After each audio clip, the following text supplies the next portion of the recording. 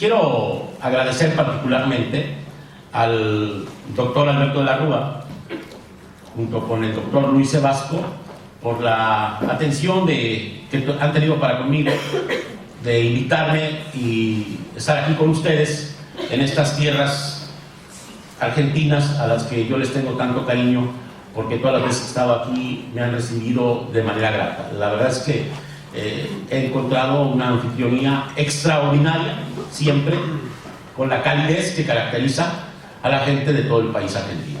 Muchísimas gracias por ello. De igual manera saludo con respeto a la doctora Eugenia, fiscal de Colombia, que ha tenido a bien disertar ayer una ponencia extraordinaria sobre la experiencia colombiana en los temas de narcocriminalidad. Fíjense que en esos temas México y Colombia prácticamente somos hermanos del mismo dolor. Ahora México está convulso, está sufriendo la parte difícil que trae siempre consigo el narcocrimen. De igual manera, aprovecho para saludar a toda la audiencia, que está compuesta por peritos, policías, agentes de la Fiscalía, y bueno, eso significa que estamos ante un auditorio directo, así que agradezco nuevamente la oportunidad que se me da de estar aquí. Reflexionaba con algunos de ustedes los vínculos afectivos tan grandes que existen entre México y Argentina, y la verdad es que México creo que no tiene nada que enseñar, y si no, en todo caso, que aprender mucho de Argentina.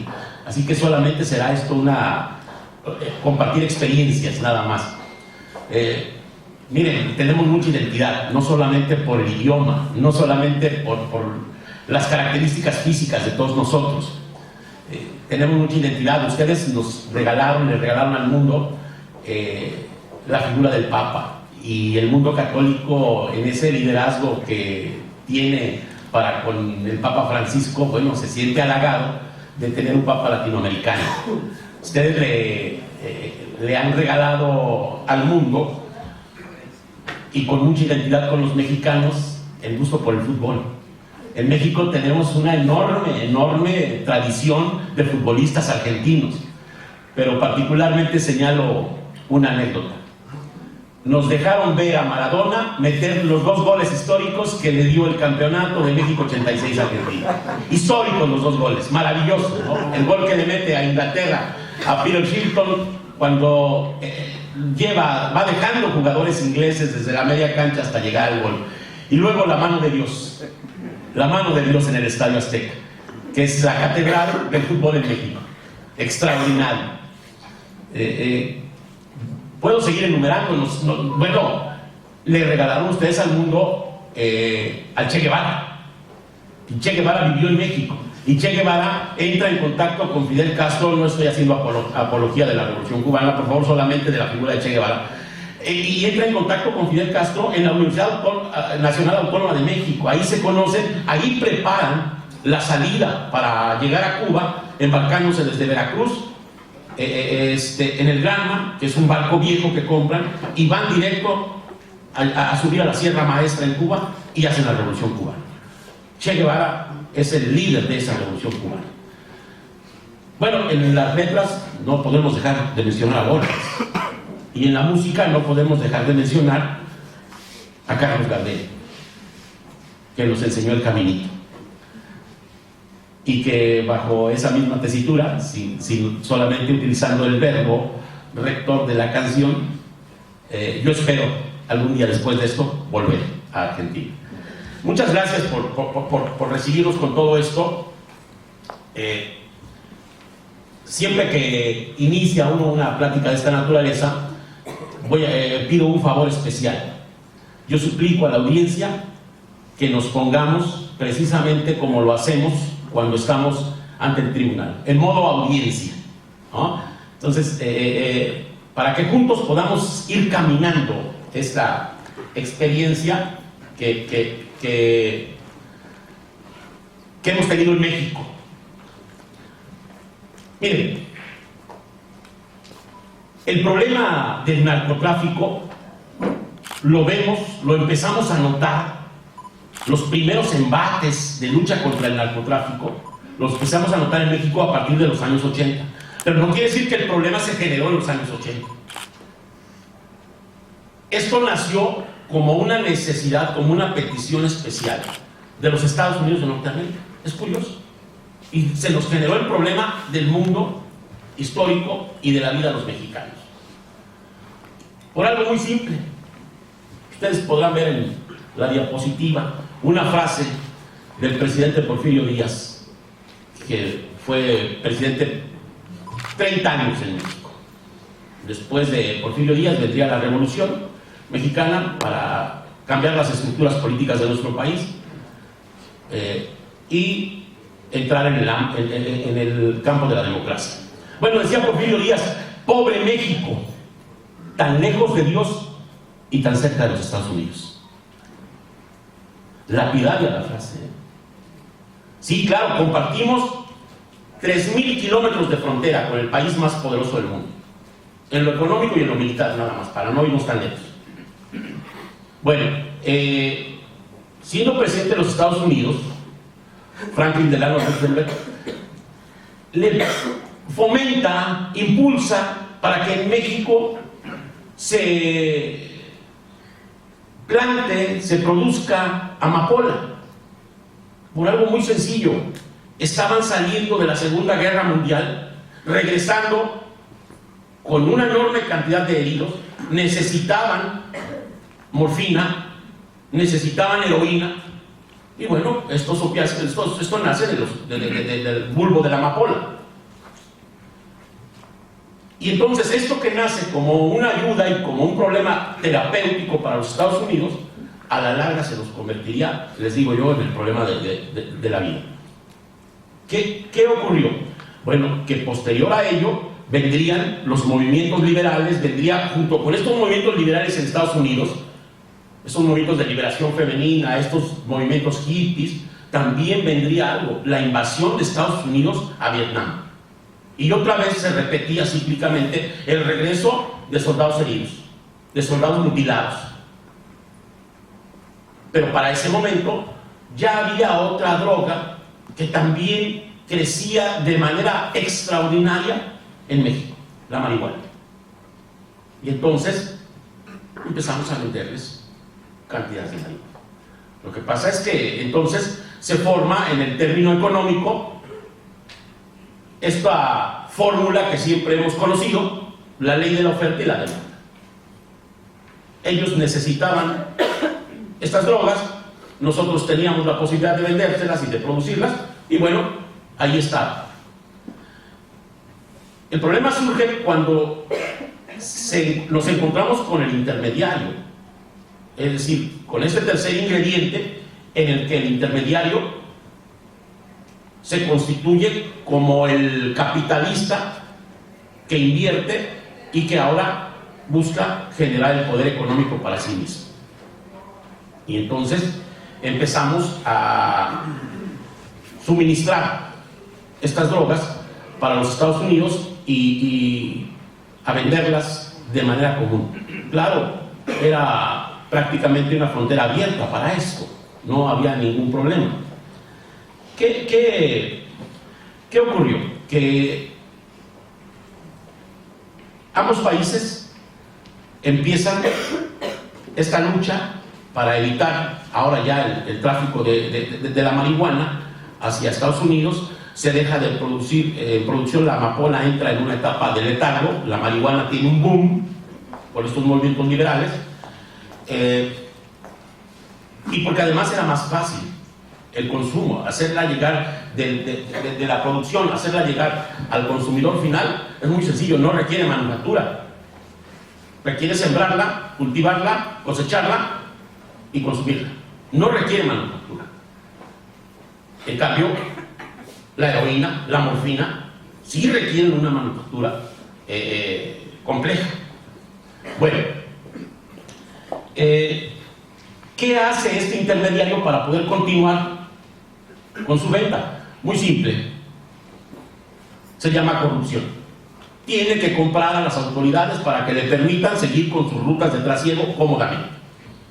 Y bueno, no estamos descubriendo el hilo negro, ¿no? Eso ocurre hoy, es el mismo evento que ocurre en este momento.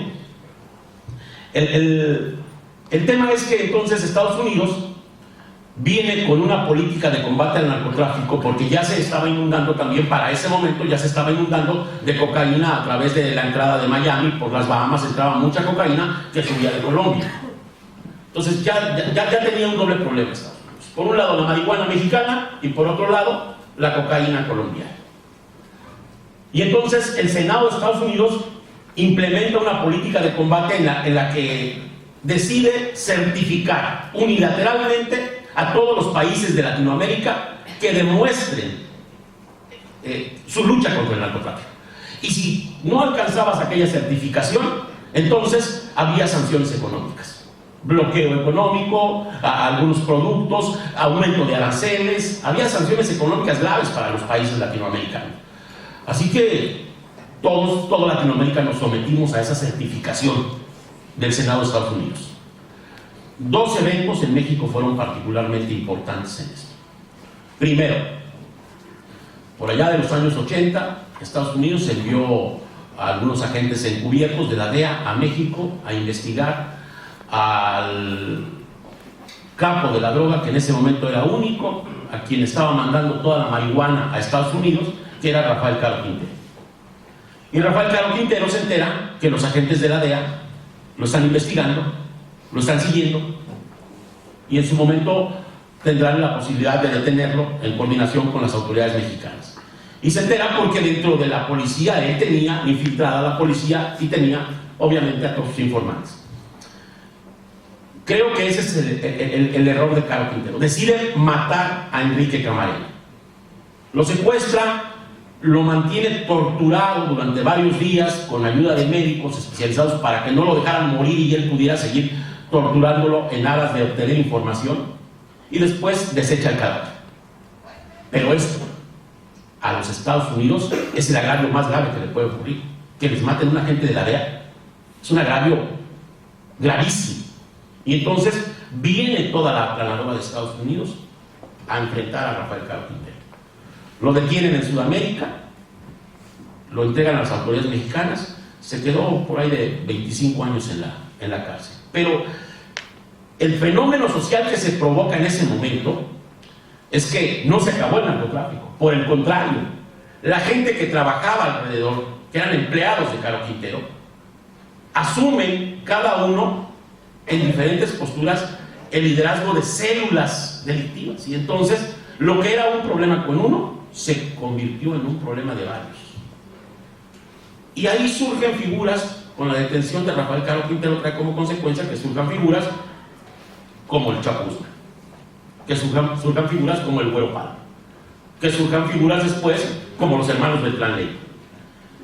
Y entonces se nos ha venido complicando el tema, porque miren, pasamos de un cártel único a dos, y hoy tenemos documentados bien a bien 9 cárteles en México. Y bueno, en principio los cárteles se distinguían por el nombre, obtenían su nombre del lugar donde estaban asentados. El cártel de Sinaloa, bueno, el cártel de Guadalajara, que fue el primero, el cártel de Sinaloa, el cártel de Tijuana, el cártel del Golfo, y después vendría el ego personal de los narcotraficantes. Y entonces empezamos a tener el cártel del Chapo Guzmán, el cártel de los hermanos Beltrán Leiva, ¿sí? Y esto trajo un boom en el crecimiento del tráfico, de trasiego de drogas a través de nuestro país. En aquel momento, esa fue la primera etapa, ¿no? Cuando Caro Quintero decide matar a Enrique Camarena.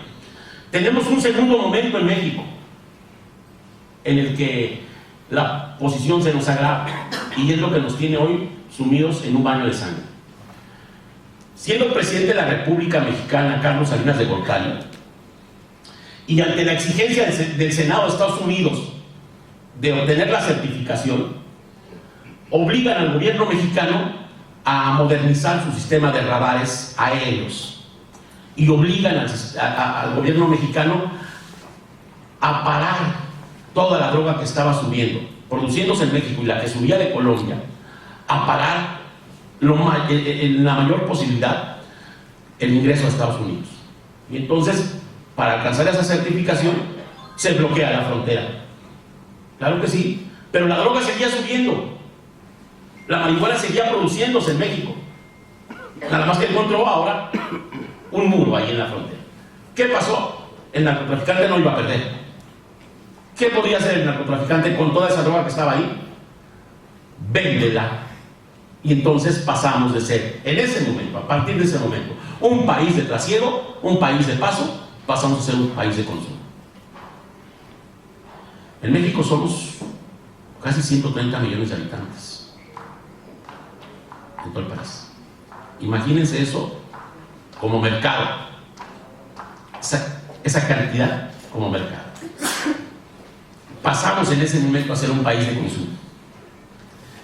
Y el problema se nos agravó porque generacionalmente esa droga empezó a venderse en determinado estrato etario, pero ahora ha ido bajando. Esas generaciones han crecido y siguen consumiendo droga, pero el narcotraficante también ha ido bajando los niveles etarios, y hoy tenemos un problema de salud pública porque tenemos jóvenes de 14, 15 años que se inician en el consumo de droga. Entonces el problema se nos ha agravado desde el punto de vista social. Junto a eso, la lucha por los territorios, que no es otra cosa más que la lucha por las rutas de llegada de la droga a Estados Unidos. Claro, porque no es lo mismo vender 1 kilo de cocaína en México que ponerlo en Nueva York. El precio exponencialmente se triplica. México ni siquiera ha volteado a Europa, De México no tenemos salida de droga rumbo a Europa como la pudiera tener Brasil en el aeropuerto Guarulhos, o bueno, Colombia en El Dorado, ¿no? Que hay mucha salida de droga hacia Europa. México no la tiene, porque su mercado está inmediatamente a la vuelta de la frontera, su mercado principal. Bueno, en todo este tema histórico, empieza en México una lucha por las rutas de la droga a Estados Unidos. Son rutas marítimas, rutas aéreas, rutas terrestres. Y esta lucha ocasiona pues un baño de sangre. Y en principio era el enfrentamiento entre cárteles de la droga. El problema se agrava cuando Felipe Calderón, siendo presidente de la República, anuncia una lucha contra el narcotráfico. Y entonces, en ese anuncio de la guerra contra el narcotráfico, trae como consecuencia el enfrentamiento entre cárteles de la droga y también enfrentamientos con el Estado mexicano. Vamos, con las fuerzas del orden mexicanas. El problema es que en muchos de esos enfrentamientos tenemos víctimas colaterales. Y entonces ya no es el problema entre narcotraficantes, ya es un problema social en el que hemos llegado a un baño de sangre en México. Estamos arriba de 19,000 homicidios en un año. Es una cantidad inimaginable.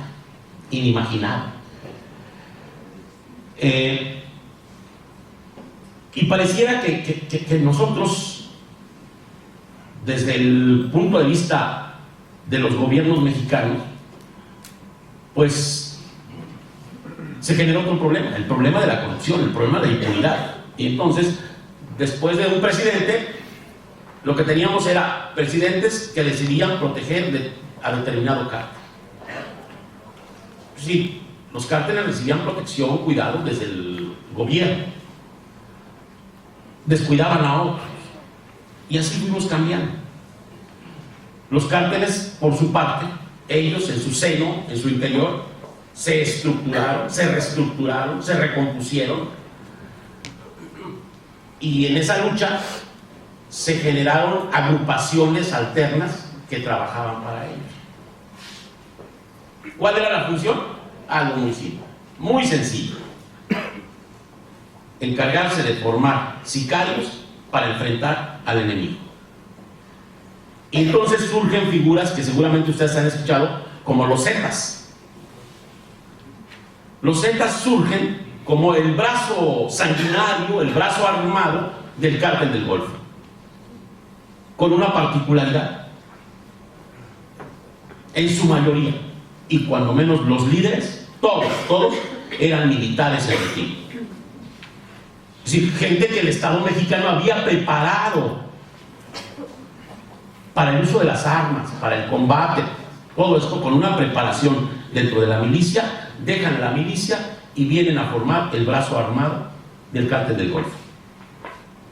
Claro, el Chapo Guzmán tendría a su propia organización que hiciera lo mismo entonces, y surgen los Antrax, y así sucesivamente. Son 37 agrupaciones documentadas con diferentes nombres que se han convertido en la parte bárbara en esta lucha.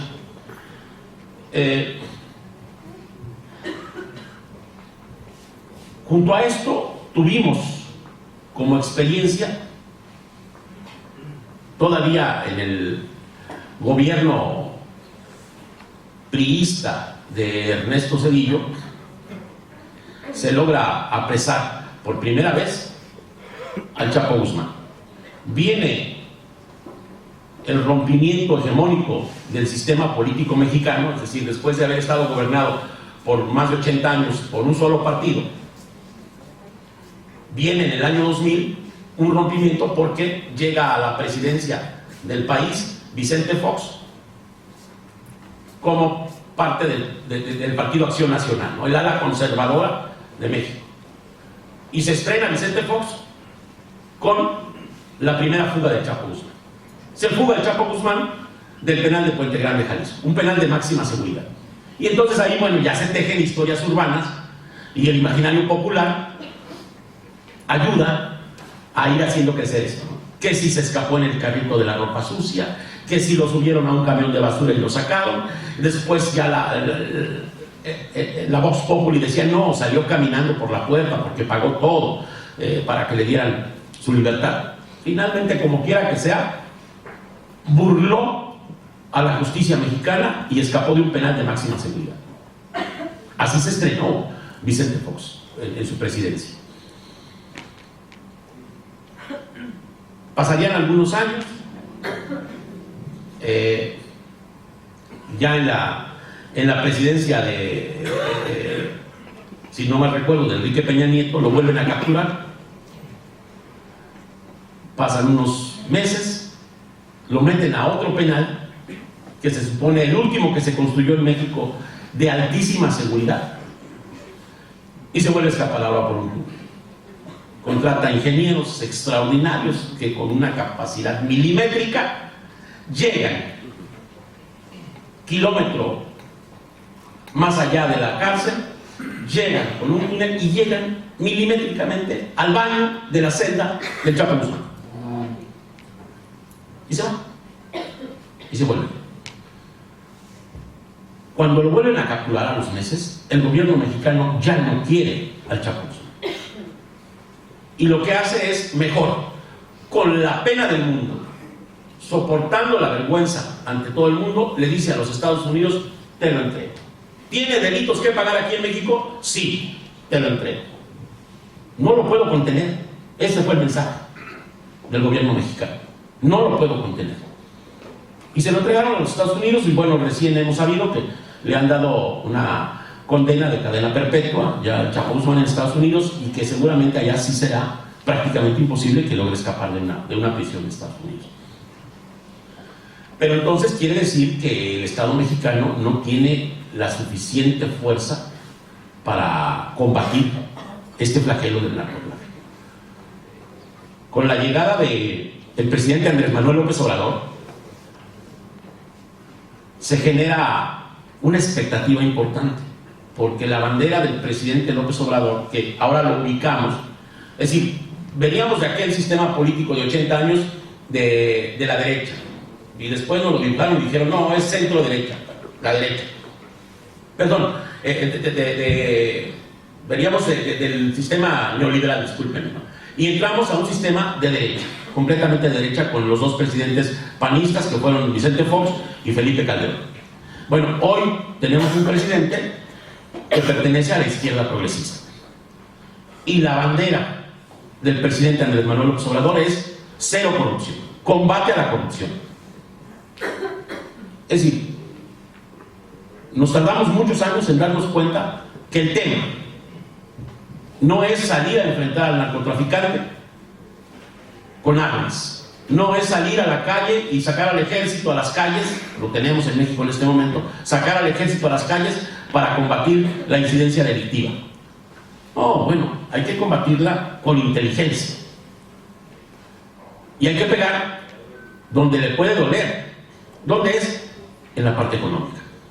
O sea, el narcotraficante no genera toda esta cadena por gusto, lo genera con el ánimo de obtener dividendo económico. Es así de simple. Bueno, hoy las tecnologías, hoy los sistemas de comunicación, hoy nos permiten rastrear sencillamente cómo surgen los dineros, dónde están los dineros, hacia dónde viajan y cómo regresan. ¿Qué hacía falta? Voluntad política. Voluntad política. ¿Qué hacía falta? Preparación para nuestros policías. Nuestros policías, la verdad es que ganan muy poco dinero. Así que cuando el narcotraficante viene y le ofrece al policía que le va a duplicar el sueldo independientemente de lo que él gane, a cambio solamente de que le esté informando dónde van los operativos, el policía lo acepta. Es un sistema altamente poroso el que tenemos, altamente agrietado, decía el doctor Julio ayer. Sí, claro, altamente agrietado porque no tenemos control, nuestros policías no tienen la suficiente preparación, sobre todo en los estados. A lo mejor la Policía Federal, ahora la Guardia Nacional, nace con una expectativa de mayor preparación en todos los campos, pero en los estados el policía es alguien que no ha encontrado trabajo en otra cosa y ha tenido que ir a ser policía. Entonces, sin preparación alguna, a veces les entregan las armas al policía de la ciudad, le entregan un arma cuando nunca en su vida ha disparado una, ni siquiera lo capacitamos en eso, ¿no? Entonces esto genera pues un caldo de cultivo. Todos estos ingredientes han generado un caldo de cultivo para que este fenómeno pudiera haber crecido en México. Ahora, la lucha no es solamente del presidente de la República. En esta lucha tiene que estar inmiscuido el Poder Judicial para generar reformas, perdón, el Poder Legislativo, vamos a empezar por el Poder Legislativo para generar reformas que permitan agravar las penas.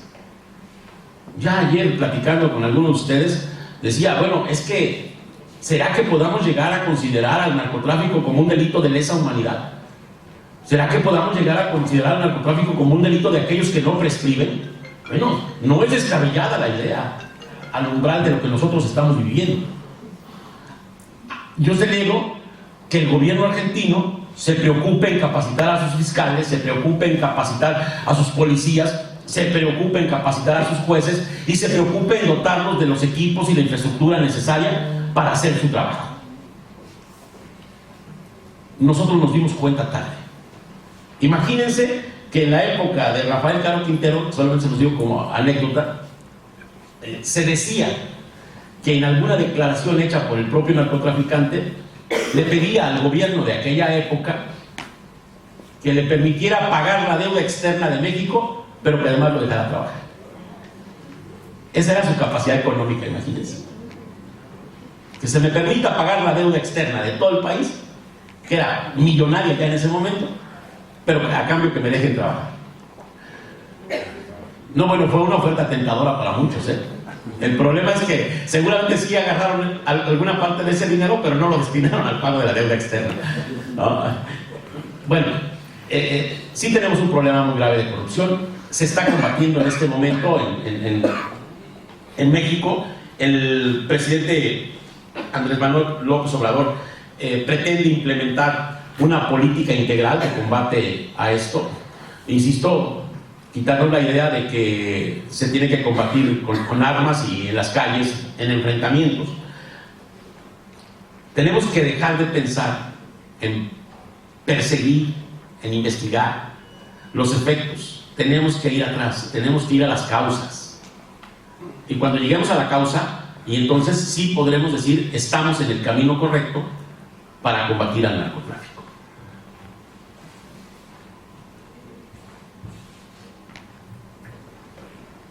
En México hay una parte en la que voy a ser crítico.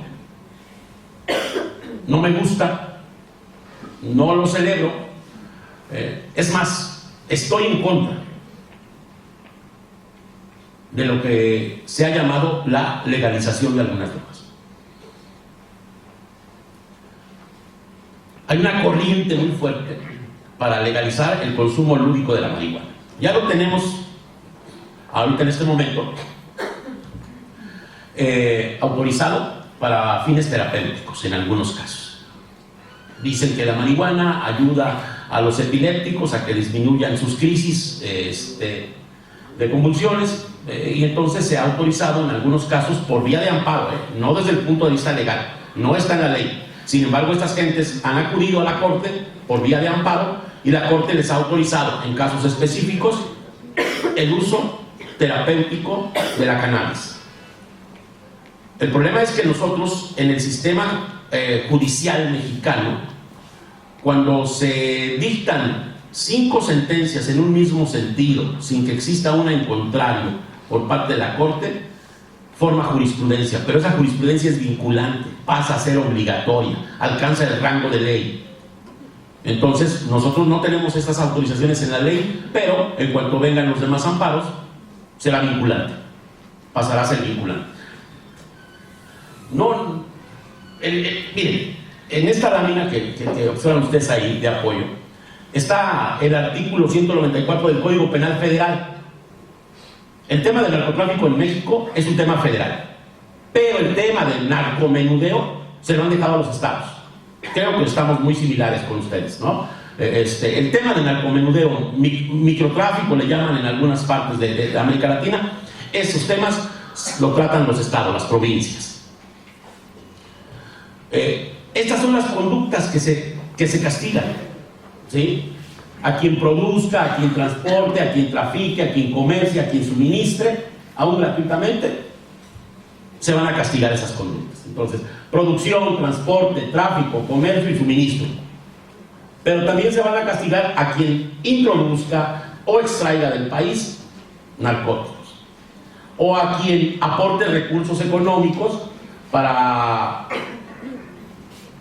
colaborar, aporte recursos económicos o de cualquier especie en la colaboración para financiar el narcotráfico, o finalmente a quien realice actos de publicidad o propaganda. Y el propio código, no establecí todo el artículo ahí porque es muy largo, define en qué consiste la producción, en qué consiste el transporte, en qué consiste el tráfico, en qué consiste el comercio. El mismo código nos va indicando todas estas conductas. Como verán ustedes, todo está cubierto, todo está penalizado, menos una. ¿Cuál faltó? Tenencia. Consumo. El consumo no está penalizado, y claro, lo entendemos, ¿no? Por eso creo que es una corriente que hemos tenido en toda América Latina. Tenencia para consumo. Sí, claro. Entonces, ok, no está penado. Por eso hemos tenido que ir al amparo en algunos casos, y la Corte o los jueces federales han ordenado que se permita el uso terapéutico. Ya en este momento se han ganado amparos para permitir el uso lúdico de la marihuana. Eso quiere decir pues que ya estamos en el umbral en el que la marihuana pasará a ser una droga permisible de todo, para lo que quiera. El problema es que esta semana que está terminando, el día lunes, me puede fallar la memoria si fue lunes o martes, el día lunes se publican un par de sentencias en México en las que un juez federal otorga autorización, obviamente a dos personas distintas, otorga autorización para el consumo lúdico de cocaína. Y eso me aterra. A mí me aterra porque ahora vamos a permitir, vamos a liberar el consumo de cocaína. Claro, le dice a la señora que acudió al amparo para pedirle al juez que le permitan consumir su cocaína libremente, le dijo sí, pero con algunas restricciones. No puede ir usted a trabajar bajo los efectos de la cocaína, no puede usted conducir un auto bajo los efectos de la cocaína. Eso dice la sentencia, ¿eh? No puede usted consumir la cocaína en lugares públicos, no puede usted consumir la cocaína donde haya menores de edad. Y le pone algunas restricciones a la señora para el consumo de su cocaína. ¿Saben cuál es el problema? A diferencia de la marihuana, que es contradictoria la sentencia del juez. Es completamente contradictoria esta última sentencia. Porque a diferencia de la marihuana la cortas de la planta, la dejas secar, y si no, si llevas mucha prisa, la pones en la plancha de la ropa, que se tueste un poquito en un comal, y entonces, y la fumas, ¿no? Es muy sencillo. Pero la cocaína no. La cocaína cortas la hoja y tienes que pasar por un proceso químico de preparación y de manufactura para llegar al clorhidrato de cocaína, para llegar al sulfato de cocaína, para llegar al producto final que puede ser consumible. Y si aquí dice que están penadas todas las conductas relacionadas con esto, como por ejemplo comercio, ¿cómo vas a obtener la cocaína? Tú no la puedes preparar, la tienes que comprar, ¿sí? Para que esa cocaína llegue hasta ti, en México no se produce un solo gramo de cocaína. El suelo mexicano no es apto para la planta de coca. No se produce un solo gramo. Toda la cocaína viene de Colombia, viene de Perú, viene de Bolivia, que es el suelo donde se puede producir la hoja de coca. Si todas esas conductas están penadas, ¿cómo el juez le autoriza? Es como aquella sentencia del mercader de Venecia, que seguramente todos ustedes conocen. Cuando le dice el juez, ejecútese la sentencia, había comprometido pagar el préstamo, el mercader de Venecia había comprometido pagar el préstamo con 1 kilo de su carne, ¿recuerdan? Y cuando viene desgracia y los barcos naufragan, tiene que cumplir y tiene que pagar con 1 kilo de su carne. Y el juez le dice, ejecute la sentencia bajo una condición: sin derramar una sola gota de sangre. No, bueno, imposible de cumplir la sentencia, ¿no? Imposible. Bueno, acá habrá que pensarlo. ¿Cómo es que el juez federal otorgó la autorización mediante esa sentencia para el consumo lúdico de cocaína si todas las demás conductas previas hacen imposible de ejecución, la imposibilidad de esa sentencia? Ahora, ¿qué va a ocurrir cuando a esa mujer la detengan en la calle circunstancialmente y lleve 1 onza de cocaína? ¿Qué va a ocurrir? Porque ella tiene una sentencia de amparo que dice, yo la puedo consumir libremente.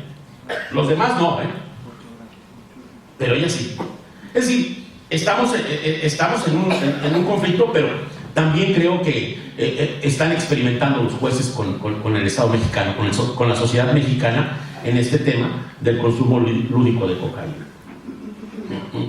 Creo yo que en este momento hace daño esa sentencia. Insisto, esta es opinión personal, esta es opinión personal. Pero bueno, vamos adelante. ¿Qué hacer? O sea, ya planteamos el problema. El problema lo tenemos, hay que reconocerlo. Ya lo planteamos. ¿Qué hacer? Bueno, primero, diseñar una política integral de combate al narcotráfico. Pero no a las estructuras físicas del narcotráfico, sino empezar primero por las causas, por los orígenes. Miren, después de la Segunda Guerra Mundial, Finlandia era un país devastado. Toda Europa estaba devastada prácticamente después de la Segunda Guerra Mundial. Pero voy a referirme al caso de Finlandia. Y Finlandia, para recuperarse, apostó a algo muy simple, sencillo: educación. La mayor inversión que hizo Finlandia en aquellos años es educación. Y hoy tiene Finlandia el mejor sistema educativo de todo el mundo. Yo creo que no hay un sistema educativo igual en Finlandia. En México, el Estado mexicano tiene una deuda histórica que ya en este momento pudiera ser impagable con la sociedad mexicana en dos rubros. En educación, no alcanza a abastecer la demanda del Estado mexicano. Y el segundo, en seguridad. No alcanza a decirle al ciudadano que puede salir seguro de su casa y que también puede regresar tranquilo a su casa. Así que si nosotros dedicásemos parte del presupuesto que tenemos, o la mayor parte del presupuesto que tenemos en materia de educación, en ese momento estaremos empezando nuestra lucha. Esta es una lucha que no va a terminar en un sexenio, quiero decirles. Yo, en lo personal, creo que nos va a llevar, cuando menos, si quisiéramos combatir este flagelo, nos va a llevar cuando menos 4 generaciones. Pero 4 generaciones representan 40 años. 4 generaciones significan 40 años. Es decir, tenemos que invertir la pirámide. ¿Cómo? Tenemos que darle educación a nuestros niños y empezar a preparar a las nuevas generaciones en valores cívicos, éticos, morales, una serie de cosas en las que les digamos que tenemos que romper con la actual escala de valores que tenemos. Porque la actual escala de valores que tenemos es que el niño ve en la televisión las narcoseries y todos los narcotraficantes son héroes, son apologéticas. Y entonces hacen la biografía del Chapo Guzmán como si el Chapo Guzmán fuera Superman, comparado con los héroes que nosotros teníamos, ¿no?, cuando éramos niños. Y hacen otra serie del Señor de los Cielos, y entonces el niño ve que sin mucho esfuerzo y solamente con audacia se puede llegar a tener mucho dinero rápido y a controlar, a liderar un cargo. Son apologéticas estas series. Bueno, necesitamos invertir en educación. Ahora, hay otras acciones que hay que tomar también junto con esto, que pueden ser pequeñas pero que dan un inicio. A mí me daba gusto escuchar ayer a uno de ustedes que decía cómo intervinieron en algunas comunas de algunas provincias para recuperar los espacios públicos. Sí, esos espacios públicos que eran los parques donde antes nos divertíamos, hoy en día son los parques donde se concentran los líderes, donde se concentra el sujeto que va a comprar la droga, incluso a fumarla, ahí mismo, ¿no? Con un alto grado de permisibilidad de la autoridad. La autoridad en México, y no sé si a ustedes les pase, pero es muy permisible en esto, prefiere dejar hacer y dejar pasar. Si encuentran a un sujeto que está fumando marihuana en la calle, no pasa nada, lo dejan. Entonces, esa permisibilidad hay que acabarla también. El rescate de espacios públicos creo que es muy importante. Hay que dignificar el nivel de vida de los policías. No puede ser que el policía salga a entregar la vida, que el policía salga a luchar contra el narcotraficante, que el policía vaya a darle protección a la sociedad y tenga un sueldo paupérrimo, que tenga un sueldo que apenas y le permita librar el umbral de la indigencia. Imagínense, es altamente corrompible eso. Bueno, hay que dignificar la posición de los policías. Junto a esto, algo que es muy importante: el Estado mexicano debe ser transparente en cuanto al decomiso y aseguramiento de bienes producto de hechos ilícitos. Fíjense, históricamente, desde los 80s que empezó este problema del narcotráfico en México, hasta hace unos días, la semana pasada, todos los bienes que se incautaban al narcotráfico se convertían en basura. Si le aseguraban un helicóptero al Chapo Guzmán o una avioneta, quedaba asegurada en un hangar y ahí se echaba a perder. No se le daba ningún destino. Vehículos, casas, ningún destino. Se quedan sin mantenimiento y se echan a perder. Es dinero que podía recuperar el Estado mexicano y ocuparlo en algunos programas de este tipo. Bueno, históricamente no se hizo esto. La semana pasada, no sé si por aquí traigo la foto, déjenme ver si... Miren, esta es una montaña de dólares que se incautaron en la Ciudad de México, en el gobierno de Felipe Calderón. Yo no sé si era más fácil pesarlos que contarlos, ¿no? Entonces, esta montaña de dólares nos la pasaron. Ahí tienen ustedes la fotografía de prensa de la entonces Subprocuraduría Especializada en Delincuencia Organizada de México, con las siglas de la PGR, de la Procuraduría General de la República. ¿Qué creen que pasó con esta montaña de dólares? Igual. No supimos nunca dónde quedó. No supimos, hasta la fecha no sabemos dónde quedó esta montaña de dólares. Primero el presidente Calderón nos dijo públicamente: los dólares han sido resguardados y depositados en un banco de Canadá para que produzcan lo que decidimos qué hacer con ellos, en qué invertirlos. Y después alguien se dedicó a indagar en los bancos de Canadá dónde estaba el dinero mexicano, y resulta que el dinero mexicano nunca estuvo en Canadá. Y entonces vino a aclarar el presidente de México, otra vez salió a dar una conferencia de prensa y dijo: bueno, la verdad es que lo invertimos en educación, construimos algunas escuelas y dotamos de infraestructura. Y nadie sabe, ni siquiera documentada, una escuela que haya recibido una computadora. No sabemos dónde quedó ese dinero. Fíjense el grado de corrupción del que estamos hablando. Bueno, a ese sujeto, a Cenly Yegón, el chino, que ese es otro problema, ahora se los platico brevemente, también le incautaron una mansión gigante, preciosa, única, una mansión del nivel de Reyes, y la mansión quedó ahí, abandonada. Terminó el sexenio de Calderón, terminó el sexenio de Enrique Peña Nieto, y ahora, en el sexenio de Andrés Manuel López Obrador, justo la semana pasada, se acaba de subastar la mansión. La mansión fue subastada y fue comprada por un empresario regiomontano en 100 millones de pesos. O sea, les estoy hablando que una casa promedio en México, de una familia de nivel medio, cuesta 2 millones de pesos. La mansión fue subastada. Eso quiere decir que su precio real es muy superior. Subastada en 100 millones de pesos. Imagínense las dimensiones de la casita. Bueno, ¿y qué dijo el presidente? Bueno, todo este dinero, así como se recibió, se va a invertir en el deporte. Claro.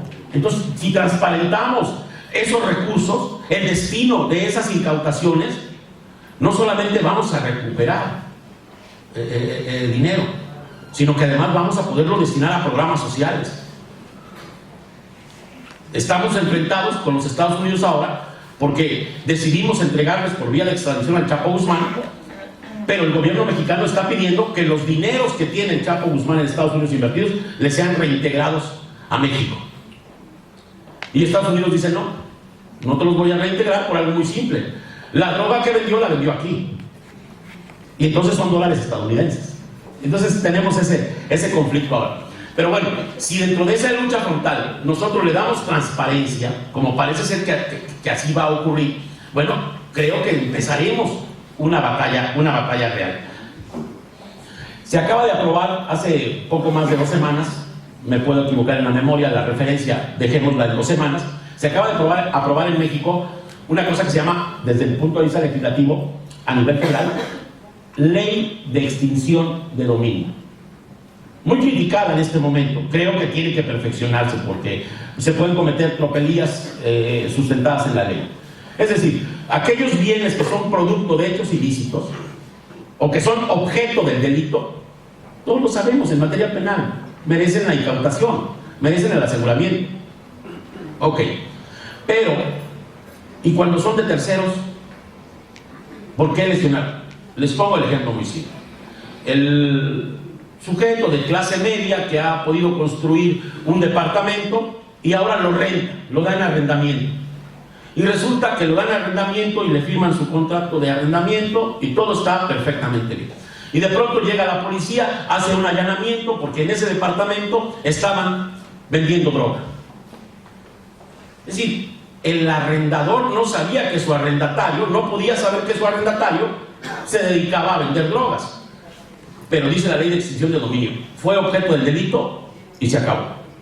Quedará asegurado. Es decir, podemos cometer daños a terceros innecesarios. Tenemos que revisar la ley de extinción de dominio, pero estamos avanzando, entonces, desde el punto de vista legislativo también.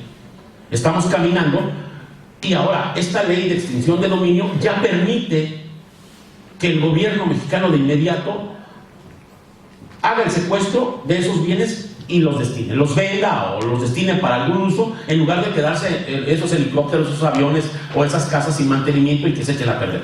No, que ya los ocupe. Fíjense, estamos en el siglo XXI y no podíamos caminar a eso. Y ustedes lo hacen desde, no sé, de toda la vida, no tienen problema con eso.